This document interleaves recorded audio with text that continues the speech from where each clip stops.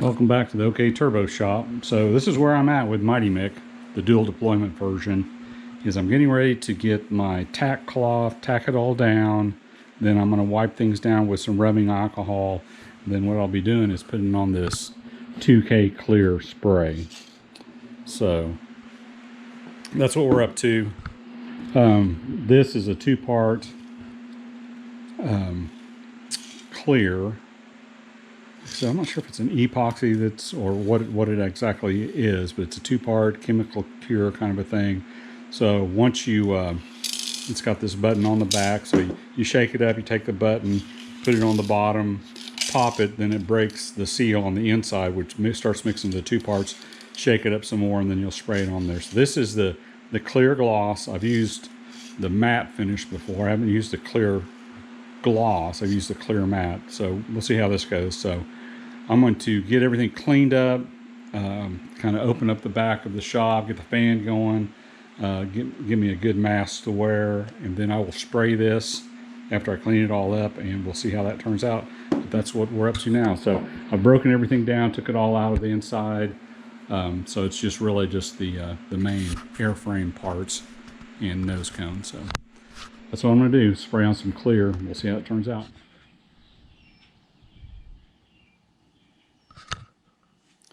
Well, clear's on. Let that cure and see how it turns out.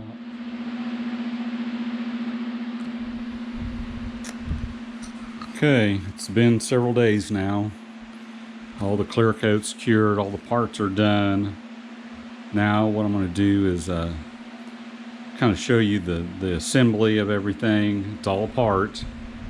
I'm going to assemble it, and then what we need to do next after things are put back together is make some ejection charges and test those to make sure that the injection charges are sized properly so that they will shear the shear pins and everything will come apart. So I've got the parachutes.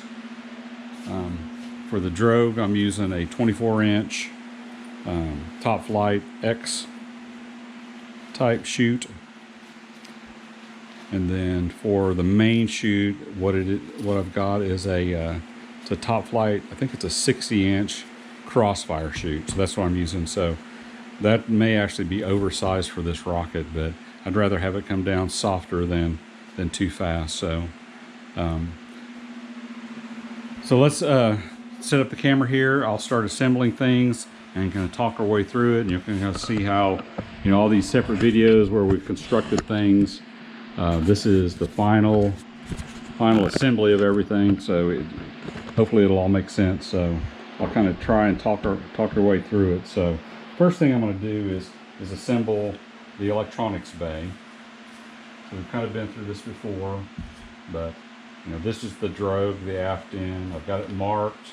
There's even a mark here, a match mark. So plug in the switch connector.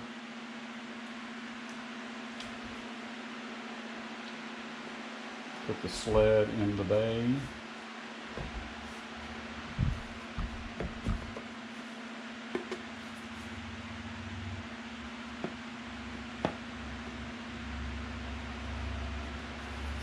Line up the match marks.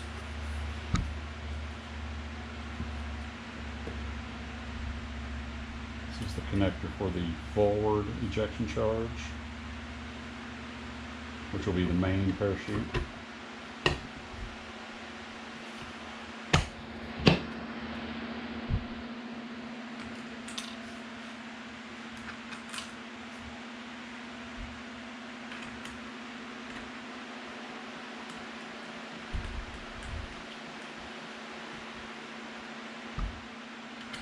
Washers and wing nuts here.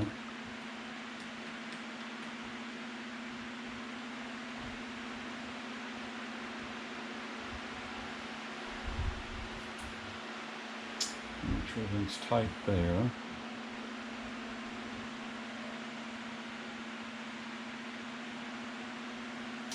Okay, so now let's get the let's work with the rear drogue. harness first.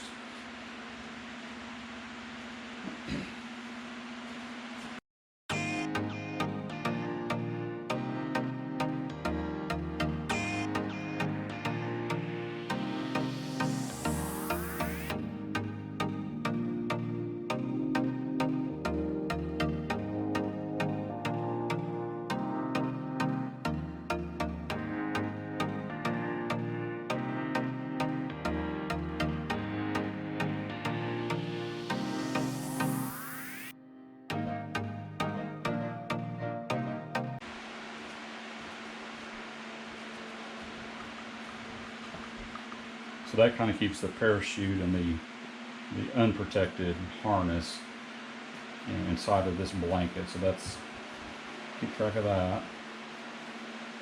This all will go in. This all goes in.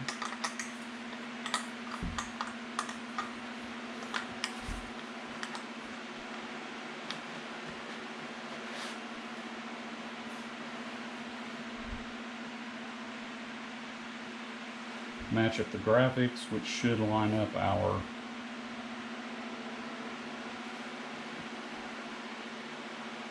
holes for our shear pins. Just kind of keep an eye on that. I guess I could put this in the rack, but let's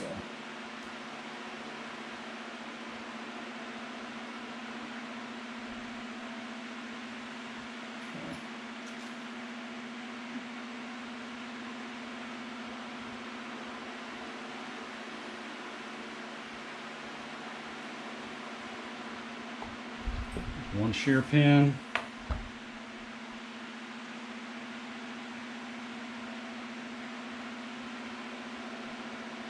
Shear pin on the other side, and then when we go to the online calculator for ejection charges, we'll tell it that we've got two shear pins.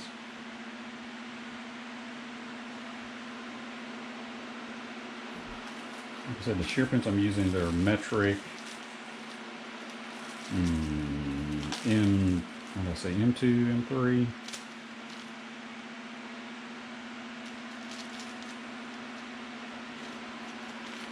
I'm just losing my mind. M2. They're M2 metric shear pins. Okay, so that's all together. Let's put the rocket rack up here.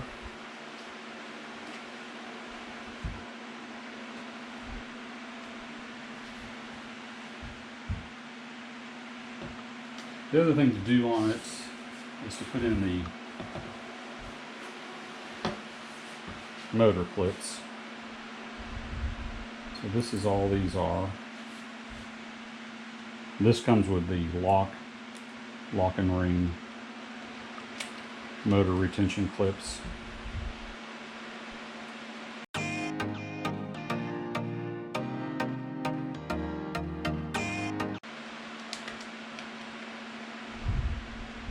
A little fiddly, but certainly cheaper than the machined aluminum ones. So that retains the motor. So there's that.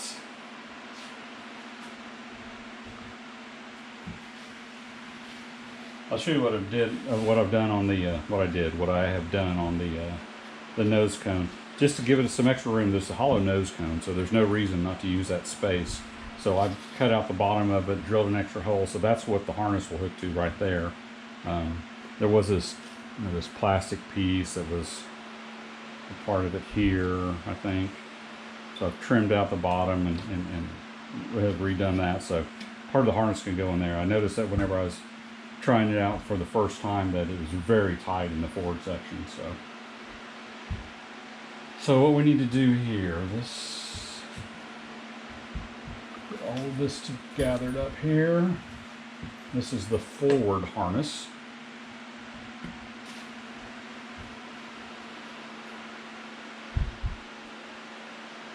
So that's the shorter length to the parachute connection. So this will go on the nose cone.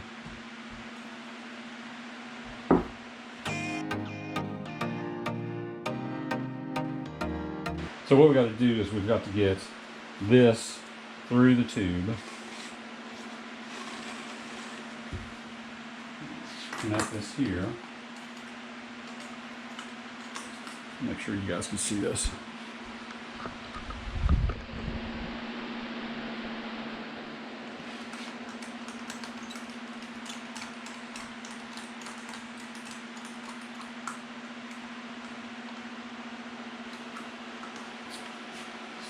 That's got to be fed through so that you can now put the tube on. So now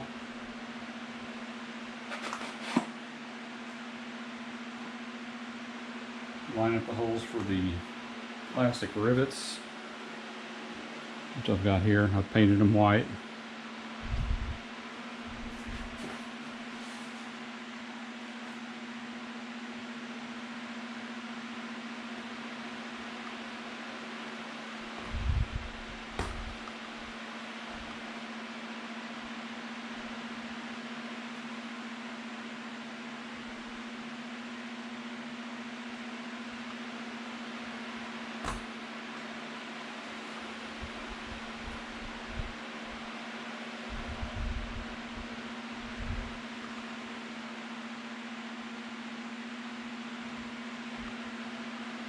Okay, so now this upper tube section is held on firmly with those plastic rivets.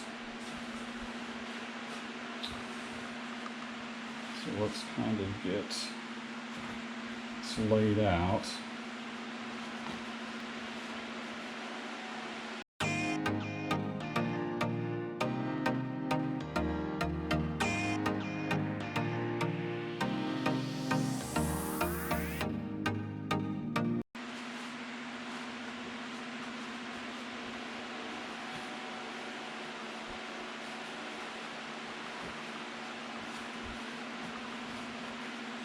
Up the tight little burrito.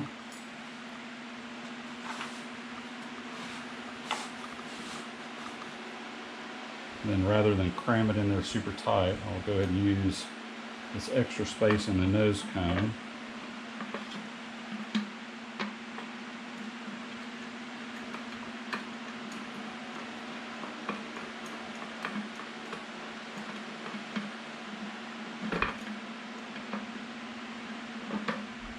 Really, we can just put a lot of this here in the nose cone.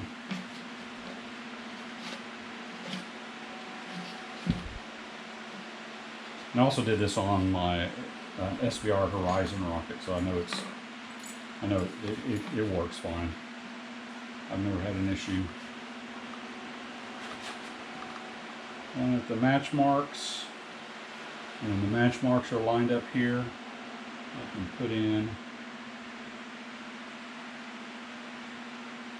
shear pin for the nose cone.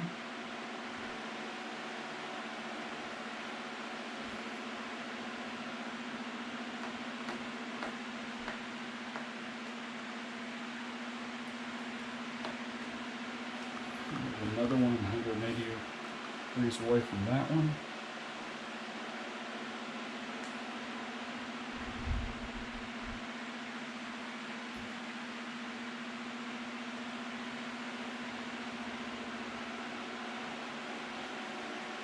Okay, so there it is assembled. Kind of showed you all the parts as I went through it.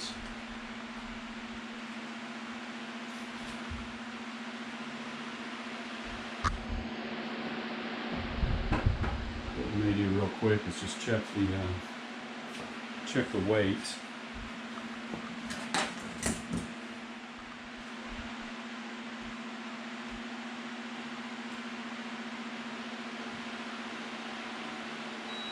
6.71, so actually that did make a difference. So 6.7 is the unloaded weight. So I can put the 6.7 pounds into rock sim, then we can find out, altitude for different motors. So we'll probably be flying it on like a, I-200, something, I-180s, I-300s, something like that.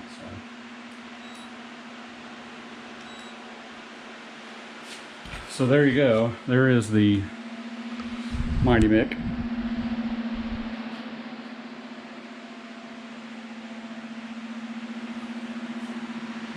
So it's really hot out in the shop. So what I'm going to do is I'm going to go inside and kind of call it quits for tonight.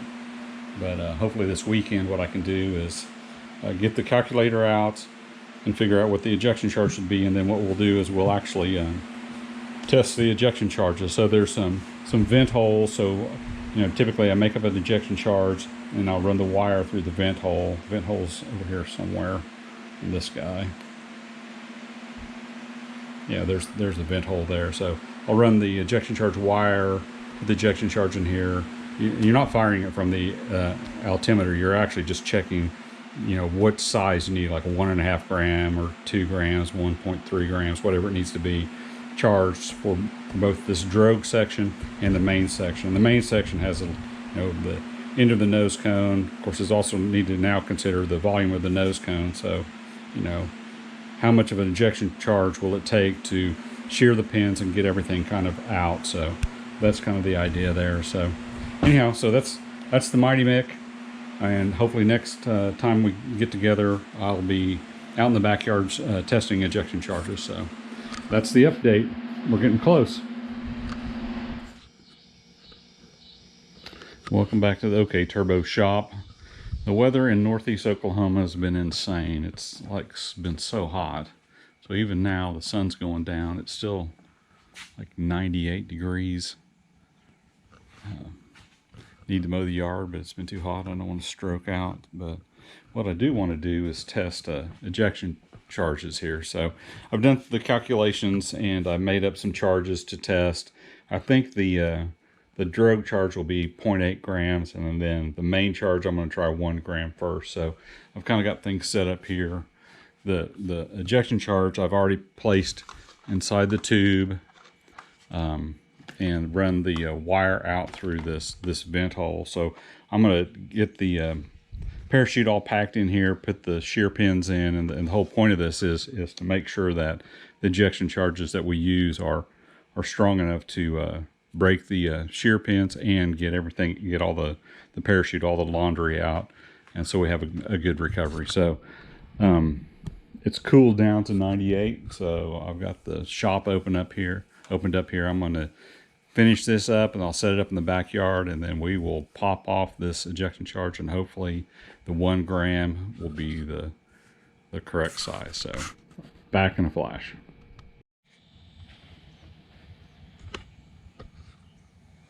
Okay, here we go for the first test. You got the wires all hooked up. This is when we get to break in the new. So this is where we start to get our first little scars and stuff. So hopefully the nose cone lands softly, but we're fixing to find out. So here we go. This is a 1 gram charge for the main parachute. In 5, 4, 3, 2, 1. That worked good. So I think I'll go with 1 gram.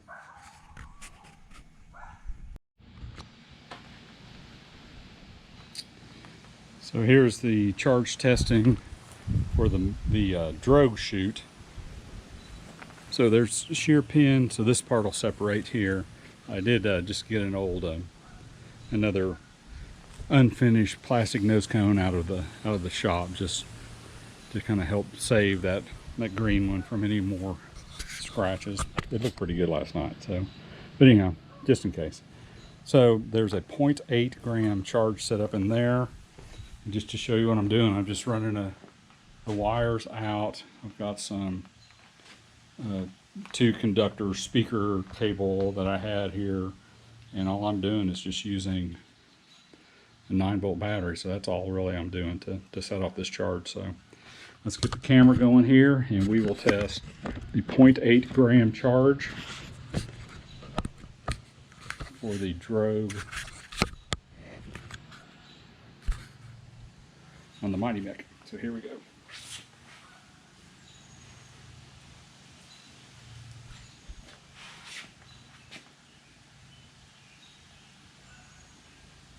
Here we go. 5, 4, 3, 2, 1. Well, that will certainly work. So I did good on my calculations. Very good. Just going to show you what happens here. Here's these shear pins. So they just really just break. They shear right off. Of course, I dropped it. That's what they're supposed to do. Then on these, they end up in the coupling. The trick here is kind of use the tip of a knife and kind of poke it in the middle and try and just unscrew them. So that's kind of a fiddly thing you got to wrestle with. But so that's good. So I think really the Mighty Mick's ready to fly. So now it's go put the 6.7 pounds into rock sim. I've done some simulations and see what motor I think. You know, I'll probably fly it the first time. Usually for maiden flights, I want you know, a rocket motor that'll build a lot of thrust really quickly to get it up and off the launch rail fast and up to speed, so it's more, you know, get to stable speed quickly. So that's probably what I do. I'll go pick out a motor. But here in a few weeks, in July, we're going to be going to Springfield, Missouri, to the National Association of Rocketry annual meet. They've got a sport launch field, so we're going to do that and spend a few days up in Springfield, which is, it's not that far away from where I'm at in Northeast Oklahoma. So hopefully I'll be able to get some flight videos here, you know, in maybe a month. I think it's the middle of July, so about a month from today. So hang tight. I'll get some video of the flight whenever we get closer. Right now I'll go and edit these and put them up on my YouTube. So thanks for watching, and we'll see you guys later. Bye.